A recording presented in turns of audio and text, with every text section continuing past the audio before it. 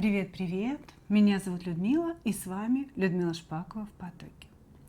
Сегодня мы с вами сделаем разбор с таким названием: Его истинные чувства к вам сегодня. И у нас будет 3 позиции. Выкладываю их перед вами. Начинайте загадывать ваших мужчин. Сначала сделаем сигнификацию. Значит, сигнифицировать буду самого мужчину для того, чтобы вы его узнали и немножко лучше с ним познакомились. Ну а дальше посмотрим, кто вы для этого человека, кто вы в его жизни, да, и, конечно же, его истинные чувства к вам. Ну, чувства смотрим на сегодняшний день, да, потому что они тоже могут измениться в зависимости от того, в ссоре вы или вы, наоборот, в хороших каких-то отношениях, да, только встретились или уже закончили эти отношения. Ну, от любых ситуаций, да, чувства могут меняться. Шерстку уберем, шерстинку. Итак, кто к нам пришел?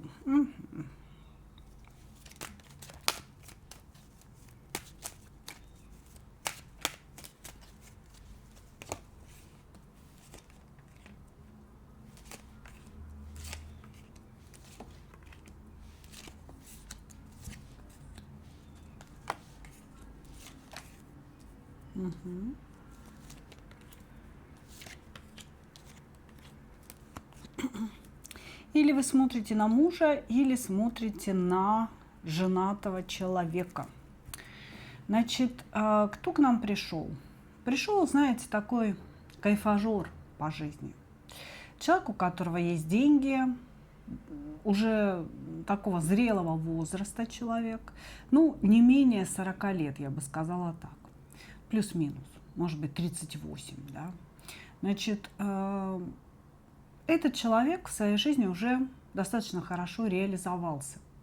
Получил образование, получил профессию и, в принципе, зарабатывает неплохие деньги. То есть с точки зрения материи у него все как-то, знаете, закрыто. Да? То есть все дыры закрыты. Есть и крыша над головой, и работа, и машина, и гараж.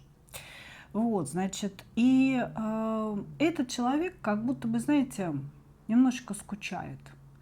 То есть от того, что у него все есть, от того, что каких-то целей в своей жизни он уже достиг, от того, что жизнь кажется ему рутиной, может быть, он как будто бы немножечко скучает, да, и ищет себе какие-то развлечения. Здесь нам говорят о том, что у него есть семья, то есть человек, на которого мы смотрим, у него есть семья. И в этой семье постоянно что-то происходит, постоянно какие-то хлопоты, заботы, да, может быть, детей много, может быть, каких-то вопросов, проблем много, да, вот. И как будто бы, знаете, постоянно в семье какие-то вот терки насчет денег, насчет каких-то поездок, суета, суета, суета. И такое ощущение, да, что он все время в каком-то круговороте событий находится. Эти события никогда не заканчиваются. И вот в этом круговороте он все время всем должен. То есть он должен заработать денег, он должен принести эти деньги, он должен как-то помочь там всем детям, родителям, братьям, сестрам, да, как-то существовать. То есть здесь человек, который то ли взял на себя эту ответственность за всех отвечать, да, то ли всем помогать, то ли на него как-то это все возложили. И вот нам говорят о том, что он очень сильно устал от этой ответственности. Ему надоело то, что он живет в постоянном круговороте, да, своих обязательств, их исполнения, чувства долга, беготни какой-то. Человеку хочется чего-то интересного, человеку хочется чего-то такого наполняющего, типа любви. А при этом, да, учитывая, что вот у него все есть, его можно назвать кайфажором, да, То есть он любит вкусно поесть, классно отдохнуть. Если лететь в самолете, то на хороших каких-то местах, чтобы вот все было по кайфу, чтобы все было комфортно. Вот. Он любит, возможно, и выпить какого-то хорошего вина, и на хорошем курорте отдохнуть обязательно. То есть вот он себя любит, и он себя постоянно балует. Вот об этом речь. Но чего-то ему не хватает в его семье, понимаете? Постоянный круговорот событий, а эмоций как будто бы нет.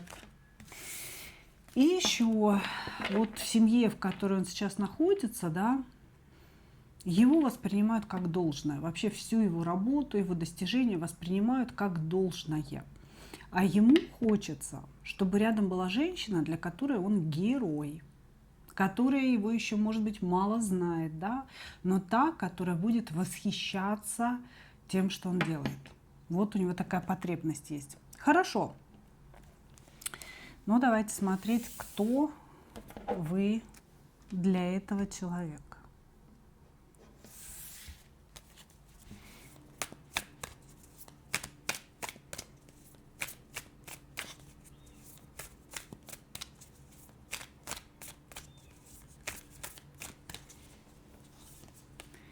Кто вы для него?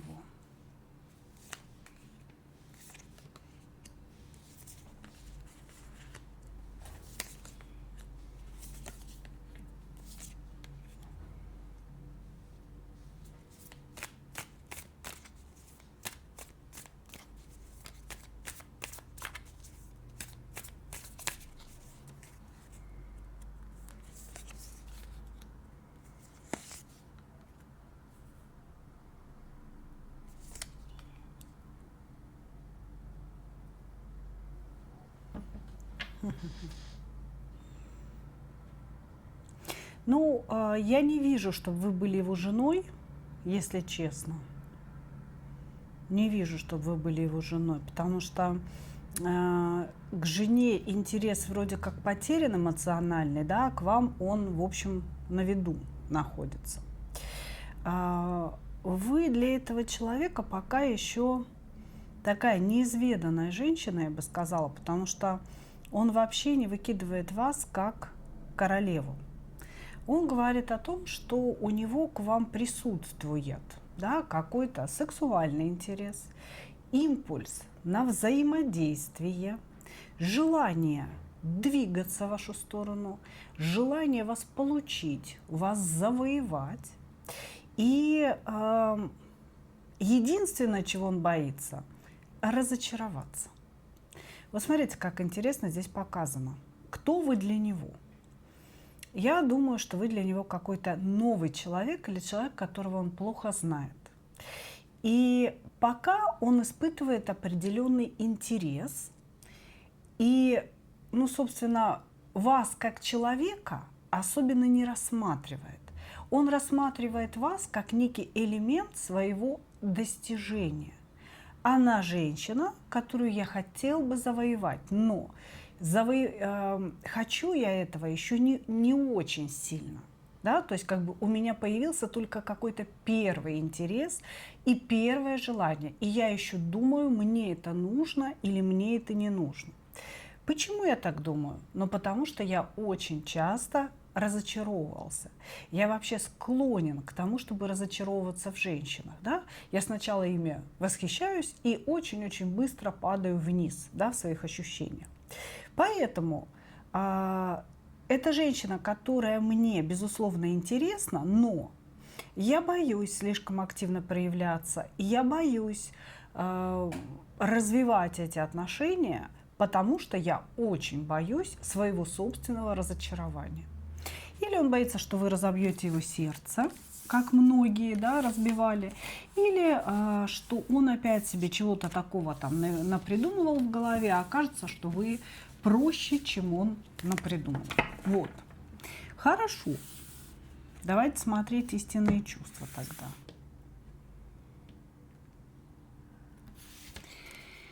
Истинные чувства человека к вам на сегодня.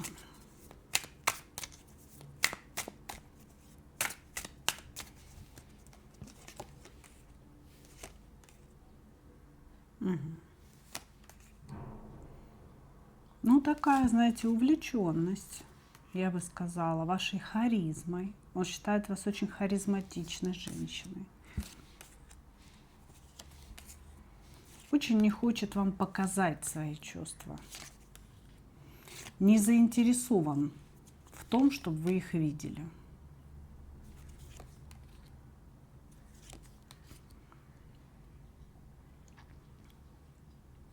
Вы знаете, здесь мужчина, который хочет, чтобы любили его. Хочет, чтобы восхищались им и давали ему. Потому что вы ему, конечно, очень нравитесь. Нравитесь ему внешне, и он говорит о вашей харизме, что у вас есть что-то, что нет в других, да, чего нет в других. Вы умеете себя преподнести, вы умеете вести себя. Он говорит о том, что у вас какое-то такое поведение, да, женщины с достоинством. То есть вы ведете себя с достоинством. Он отмечает ваш интеллект, что с вами есть о чем поговорить. Вы очень-очень интересная женщина. И также он отмечает какую-то вашу вот просто яркую сексуальность. Понимаете? Вы, безусловно, его очень сильно интересуете как женщина. Как женщина и плюс еще как интеллектуальная женщина. Но его на самом деле, ну, такие дурочки-глупышки не интересуют. Его как раз интересует женщина, с которой есть о чем поговорить, да, будет о чем поговорить. Я не могу сказать, что я вижу какие-то прям колоссальные чувства. Нет. Скорее всего, это новый знакомый, с которым только-только все начало зарождаться. И вот на уровне этого начала то, что я вижу, да, это хорошие чувства. То есть у человека есть сексуальный интерес к вам, вы действительно очень привлекательны, да, очень притягательны для него. У человека есть интеллектуальный интерес, хочется пообщаться с вами, повзаимодействовать с вами, но при этом нет еще такой глубокой погруженности в вас. Он о вас очень много думает, и вот это вот, знаете, история, что чем глубже я залипаю на эту женщину, чем сильнее я о ней думаю, тем меньше я ей буду это показывать. То есть мужчина здесь весь ушел в холод. Это видно прям.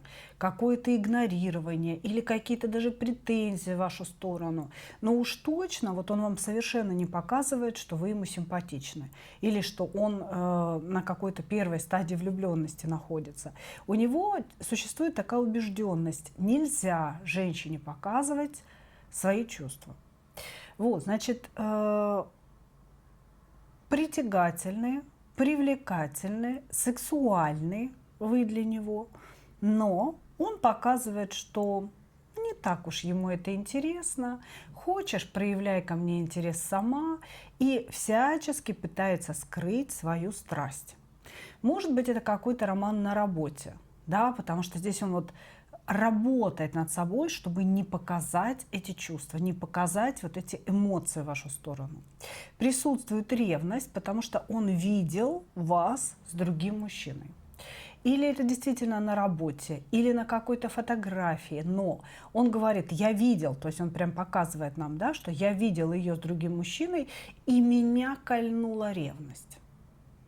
То есть вроде как ярких чувств еще не созрело, но уже подсознательно, да, человек считает вас своей женщиной, потому что ревность, да, любой человек может испытывать только, когда у него пытаются увести что-то свое, да, что-то его. Соответственно, он где-то подсознательно, да, считает, что вы уже его женщина и ревнует вас. Вот, скучает. Короче говоря, девчонки, на начальном этапе есть у человека влечение, есть у человека заинтересованность, но он пока в раздумьях, нужно ли ему это или не нужно. Благодарю вас, мои дорогие. Двигаемся дальше. Двигаемся дальше.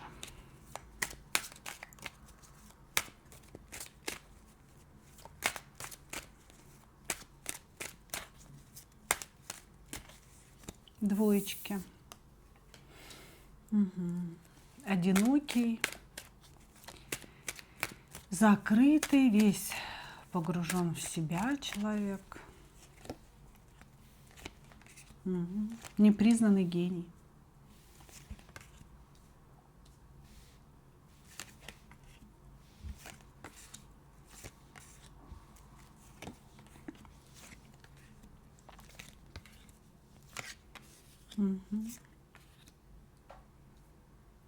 Так и хочется сказать: вы ведьма, а он никто.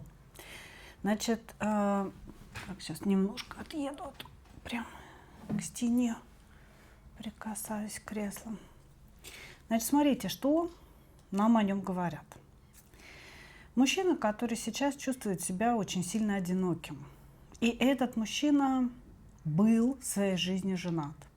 Может быть, был женат не один раз, потому что он считает, что женщины его используют, причем жены.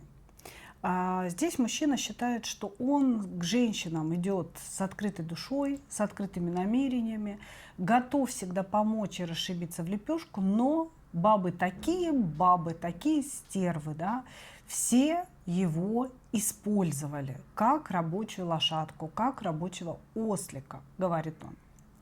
Вот, значит, на сегодня, скорее всего, человек один, ну, то есть он не женат, почему-то мне хочется сказать не замужем, потому что здесь какие-то такие, знаете, странные энергии присутствуют. Значит, он не женат, и как будто бы вот в этом одиночестве сегодняшнем он вспоминает недостатки своих жен, причем вот как будто бы не одной жены, а нескольких жен. Значит, он считает, что его не оценили, что вот женщины как-то его хомутали, да, в свое время и использовали. Вот у него такое отношение. Считает себя звездой, считает, что у него есть какие-то способности, может быть, таланты, может быть, он поет, может быть, на гитаре играет, да, может быть, он талантливый мастер и может какой-то подшипник сделать, да, лучше, чем все остальные. Короче говоря, здесь человек считает себя звездой, но такой звездой, которую никто не заметил, да, которую люди не оценили почему-то и не отдали ей должное. И получается так, что он рассказывает нам, да, что бы я ни делал в своей жизни, у меня так ничего и не получилось. Я бы сказала, что здесь мужчина мало зарабатывает, мало что имеет с точки зрения материального, да, и все время обвиняет окружающий мир, окружающих людей в том, что вот у него не получилось встать на ноги. Значит, в отношении женщин он всегда действует по дьяволу, перевернутый дьявол. Это такой, знаете, обольститель. Это обольститель, который будет слушать то, что вы говорите, который будет записывать себе, знаете, на внутренний какой-то, во внутренний блокнот, да, сведения о вас. Вот она любит, чтобы ей там целовали за ушком. Она любит, чтобы ей говорили про глаза, какие они у нее красивые. Она любит, чтобы ее считали умной, да, предпочитает такие комплименты, интеллектуальные, а не о красоте, да, не о сексуальности и так далее. Он как будто бы это все считывает, фиксирует, записывает, а потом вам выдает. И вот каждой женщине он выдает то, что она от него ждет. Понимаете? Такой вот прям дьявол-обольститель. У него всегда завоевание крайне быстрое. То есть как только появляется новая женщина, он сразу с места в карьер по рыцарю жезлов вот заваливает комплиментами, своим присутствием, вниманием, лишь бы вот как можно быстрее эту женщину загробастать. Вот, значит, и почему-то он не совсем понимает, как так получается, да, что женщины быстро сдают свои позиции. Вот он только начинает завоевывать, да, и женщина сдается, но почему-то потом в процессе этих отношений, любых отношений, а их у него было множество, очень много было отношений у человека, почему-то в процессе он потом остается в дураках. То есть он считает, что сначала вроде как он на коне, он женщину завоевал, да, а потом эта женщина его поимела. Он считает, что с финансовой точки зрения, что он работает на женщин, да, может быть, он там кому-то дом строил, может быть, кому-то машину купил. Ну, короче говоря, что сначала вроде как победитель он, а потом оказывается, что женщина такая вот меркантильная оказалась плохая особа. Безусловно, девочки, всегда помните, да, мужчина может рассказать плохо об одной женщине, и это может быть правда, да, но если он о двоих, о троих, о всех своих бывших рассказывает плохо, значит, однажды вы тоже попадете в этот список. Это значит, что это такой мужчина. На самом деле мужчина ни о какой своей бывшей женщине не должен говорить плохо. Он должен говорить, ну было и было, да, как бы, ну не срослось, мы разные люди, да, что уж теперь. Вот. Но здесь он явно, вот прям явно каждой своей следующей женщине начинает жаловаться, рассказывать, какие плохие у него были жены, женщины и так далее.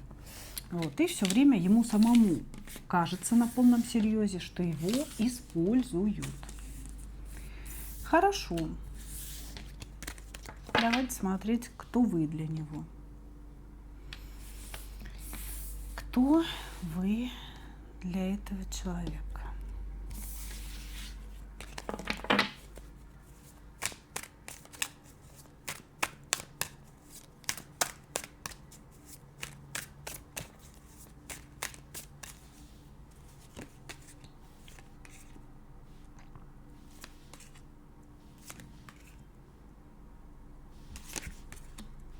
Вы замужем, он говорит. Ну, как он говорит, несчастливо. Конечно же, он был несчастливо женат, а вы, естественно, несчастливо замужем. Кто вы для него? Несостоявшаяся любимая какая-то. Понимаете, как будто бы этот человек прилагал усилия для того, чтобы вы стали его женщиной, но вы так и не стали его женщиной. Возможно, между вами была переписка, может быть, редкие встречи, но, возможно, вообще не было близости никакой. Или она была там вот раз, скажем, и все. Значит, он хотел бы, чтобы вы были его женщиной, потому что вы для него жезловая королева и кубковая в одном лице, любимая. Любимая, кто вы для него? Любимая женщина. Но любимая женщина, которую я, может быть, себе придумал, потому что я ее действительно плохо знаю, потому что наше общение было каким-то косвенным, или потому что не было близости. Понимаете, то есть здесь он вроде как говорит, что вы его любимая женщина, но он в этом не совсем уверен. Значит, он говорит о том, что у вас есть муж, который держит вас своими деньгами. Муж такой активный, прям настоящий мужик, и вы от него вряд ли когда-то уйдете, и в этом есть большая проблема. Понимаете? То есть вот он держит вас как несвободную женщину, которую бы ему хотелось. Но самое интересное, хотелось бы вот именно для любви.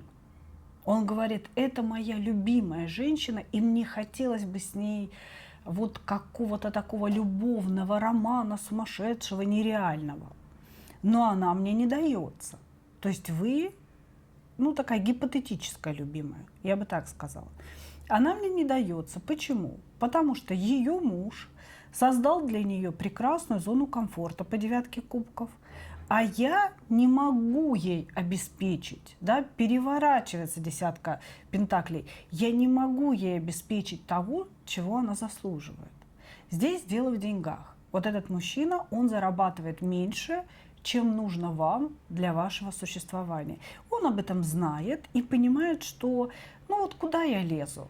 Да, максимум я могу быть ее любовником. И я, наверное, очень хотел бы быть ее любовником, если бы я так сильно не боялся ее мужа. Потому что у нее очень крутой, такой мужественный, брутальный муж. Вот о чем он говорит. И, скорее всего, сейчас у вас нет общения.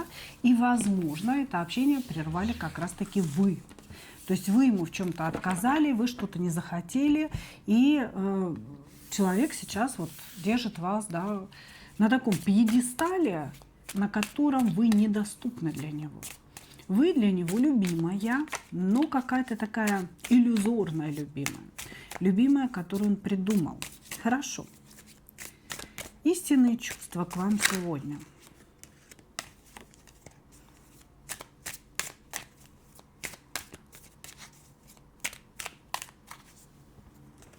Истинные чувства к вам сегодня.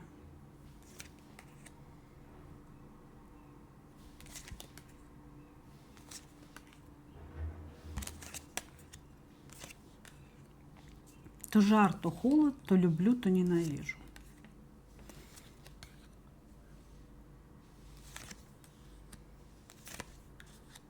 Угу.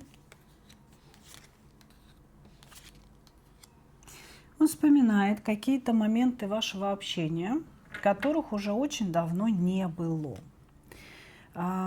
Влюблен.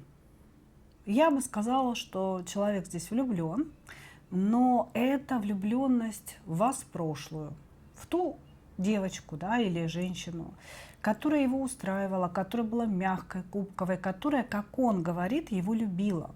Может быть, у вас есть какое-то общее прошлое такое, знаете, может быть, там детство или юность с этим человеком.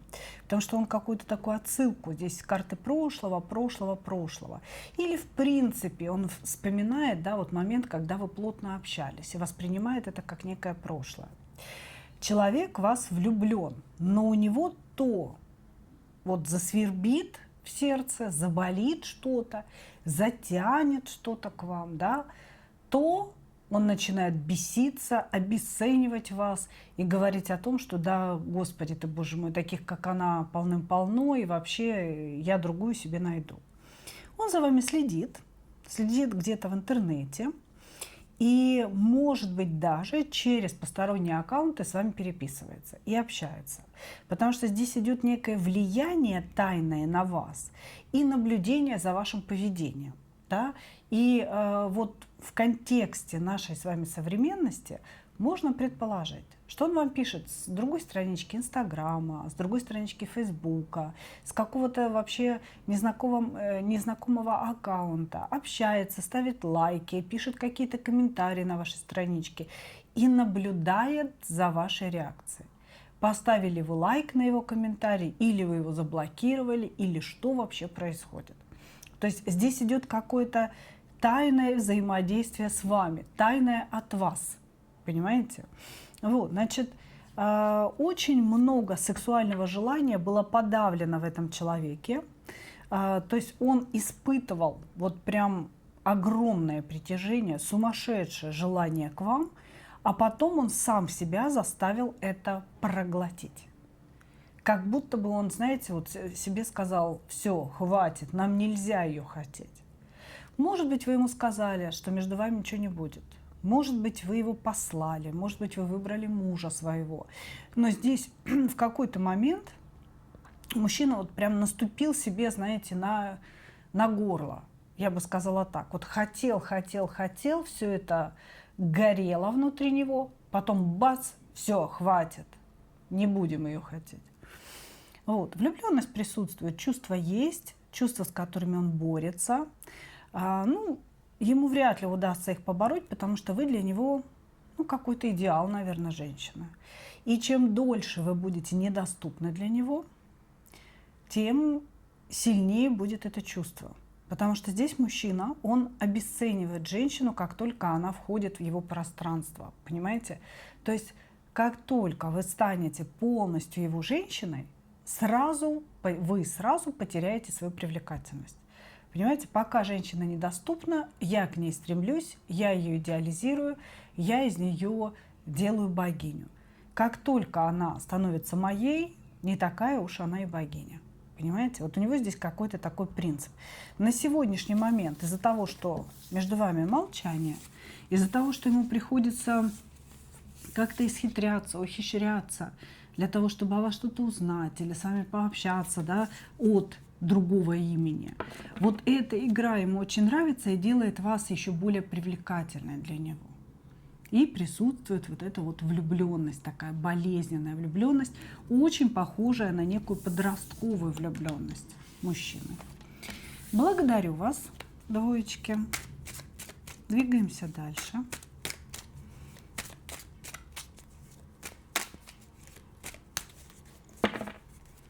Троечки.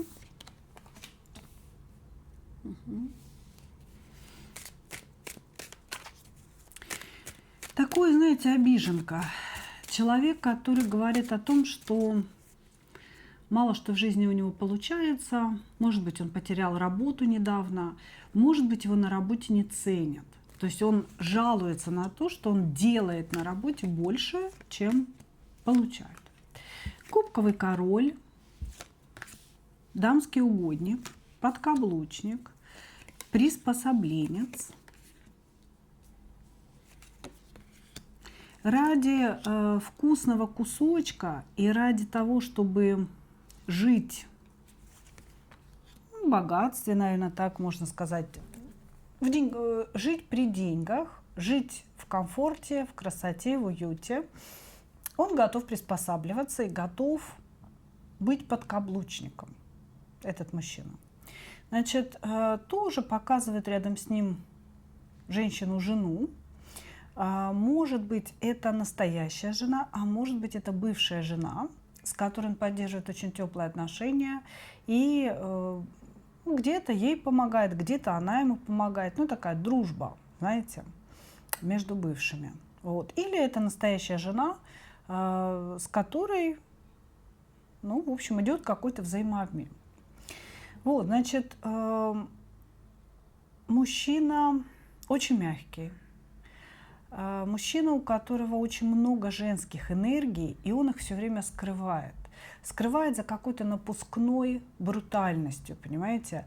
Он может говорить жесткие вещи, он может, не знаю, там, материться как-то, знаете, через слово, пытаться показать себя настоящим мужиком. Вот я такой мужик, гонять на машине слишком быстро, прыгать с парашютом, да. То есть как бы здесь он пытается продемонстрировать из себя то, чем он не является. Потому что на самом деле это такой вот мягкий домашний котенок, который любит покушать борщика, который любит, чтобы его почесали за ушком, который любит секс, любит объятия, поцелуи. И самое главное, любит, чтобы его ничего не заставляли делать. Понимаете? То есть он говорит о том, что, блин, я так не хочу куда-то ехать, я так не хочу что-то зарабатывать, я вообще не хочу ничего делать, я хочу просто, чтобы все было хорошо, само по себе. Понимаете? Он лентяй. Это такой ленюшка, лентяюшка, который не хочет, чтобы его заставляли. И если вдруг кто-то его заставляет работать, например, да, или ехать в какую-то поездку, делать ремонт, он может устроить скандал. Он может вот как-то, знаете, себя очень-очень некрасиво повести. Ну, он такой взрывной, с одной стороны, с другой стороны, отходчивый. И самое главное, что вот эта вот вся брутальность напускная, мужественность, жесткость напускная, она рассыпается при близком контакте. То есть как только вы начинаете общаться чаще, вы видите, что это никакой не брутальный мечевой король, да, который там, сейчас я тебе тут покажу, кто есть ху, вот, а настоящий мягкий такой кубковый мужчина, которым можно вот так вот манипулировать, он как глина поддается какой-то выделке.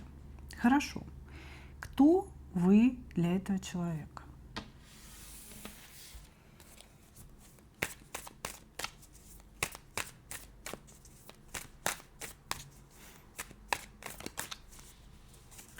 Кто вы для него?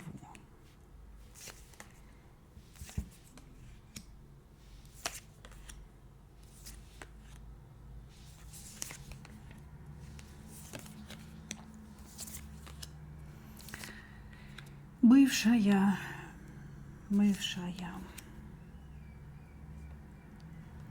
Вы для него бывшая любимая. Сейчас он говорит, поставлены все точки над «ё», значит, закрыто любое общение. Безусловно, его к вам тянет. Иногда хочется ну, что-то такое вытворить по перевернутому колесничему, какой-то глупый поступок. То есть он хочет привлечь ваше внимание к себе, но не знает, как это сделать правильно, и может делать глупости. Например, написать 3 часа ночи какую-нибудь ерундовину, выслать какой-то там видеоролик непонятный, да, непонятного содержания. Значит, между вами все закончилось. То есть из отношений нормальных, да, все закончилось. Но заинтересованность и чувства у него остались. И здесь человек как будто бы не знает, что делать. Вот вроде как все закрыто, между нами все закрыто, но она же моя любимая, меня к ней безумно тянет, хотя я делаю вид, что это не так. Здесь вы могли поставить точку, друг с другом вообще договориться, да, что мы заканчиваем отношения, и разойтись даже полюбовно с ним, договориться там быть друзьями. И вот он пытается быть другом или пытается быть пустым местом, да, никем, но его внутри этот дьявол подъедает, подъедает, подъедает.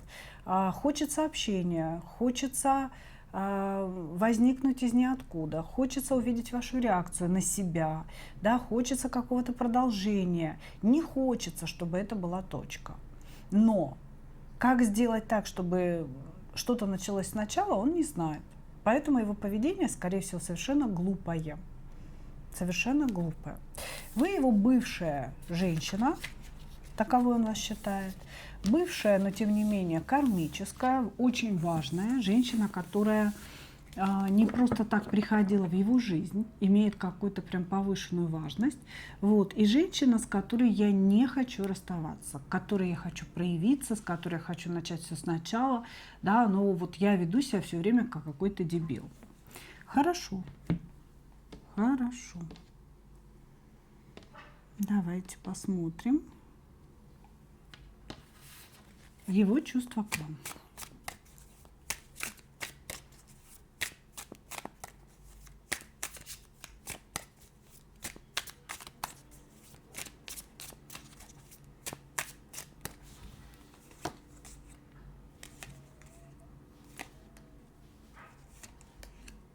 Угу. Угу.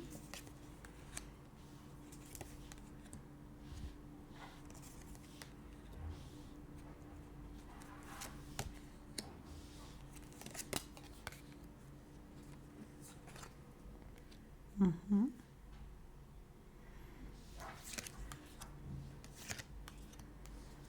Любит он вас, любит, хочет, но говорит, что нет шанса быть вместе.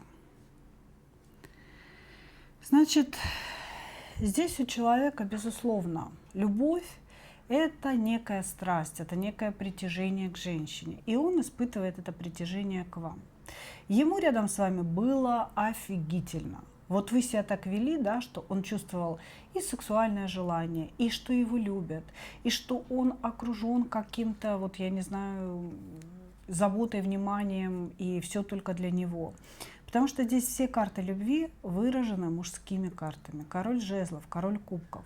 То есть он как будто бы говорит: я люблю ее, потому что мне с ней было кайфово. Я люблю ее, потому что она меня делала счастливым. Я чувствовал себя любимым рядом с ней. У меня горело все внутри, да, был внутренний огонь. И поэтому я ее люблю. Не люблю ее как королеву кубков, да, как любимую женщину, а люблю как функцию, да, которая делает счастливым меня. Вот, значит, что еще здесь по чувствам? Они есть, они есть. Человек влюблен, человек испытывает страсть, притяжение, желание вам нравиться, желание, чтобы вы были с ним. Но все это с позиции «сделай меня счастливым». Когда-то вы его счастливым делали. Он хочет, чтобы вы повторили, понимаете, чтобы это в его жизни повторилось. Очень сильно в данный момент хочет сексуального контакта, просто до безумия какого-то. И он говорит, что он как будто бы одержим этой мыслью. Эта мысль все время кружит у него в голове. И он говорит, я уже задолбался об этом думать и это все себе представлять, потому что у него это все в фантазии превращается, и он не может как-то себя, знаете, сдерживать. Эти фантазии, они огнем его прожигают насквозь. Но также он говорит, нет возможности быть вместе. Ну, то есть у нас нет возможности быть вместе. Может быть, вы оба не свободны.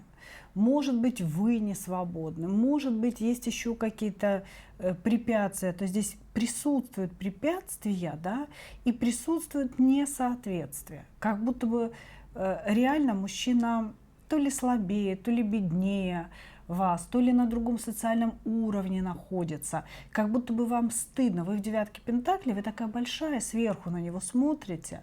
Понимаете, как будто бы вам стыдно было бы встречаться с таким мужчиной. И он это понимает внутренне. То есть присутствует вот это притяжение, желание быть с вами.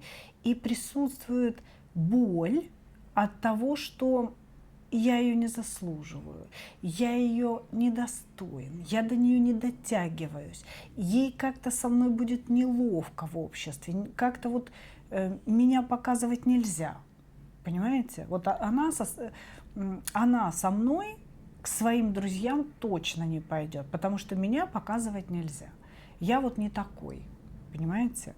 И вот, но чувства здесь присутствуют. Вы во всем здесь краше, вы во всем сильнее.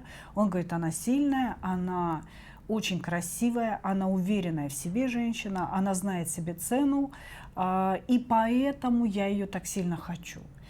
Рядом с ней было офигительно, я очень хочу с ней близости, но возможности быть вместе, шанса быть вместе у нас нет.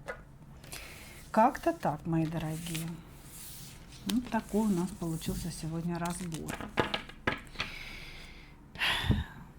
Благодарю вас за ваше внимание. Надеюсь, что вы получили свои ответы. Ну а я, как обычно, хочу пожелать вам только одного. Встретить свою настоящую любовь и не потерять в ней себя. Ну а мы увидимся с вами в следующих видео. Пока-пока.